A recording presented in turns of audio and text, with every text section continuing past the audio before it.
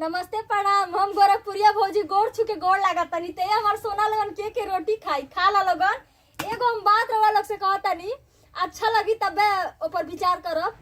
आजकल के जमाना में अब पहले के जमाना में बहुत अंतर हो गइल बा। पहले के जमाना में अमीर लोग गरीब लोग के नचावत रहने, बात सही है ना।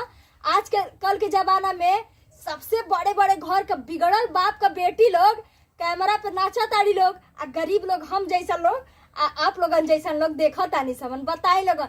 बात सही होई तो लाइक करब, बात सही ना होई तो लाइक करके सरका देबे, कोनो बात नहीं बा। रौ भौजिए के वीडियो है कि दुश्मने के तहे नहीं। अब फिलहाल में हम बनैले बनी है, देखी मोटकी रोटी आई चूल्ही में सेकी के दाई था, हमार रोटियो जर गई। हाय देखी रोटी बनैले बानी और रउआ लोग खरतीन अब्बा चटनी पीसब, लहसुन मरचा नीमक के आ खूब देवर भौजाई मिल के खाई जाई बाबू लोगन। ठीक बा तो गुड नाइट। अब परोस के लेके आवत है। नमस्कार।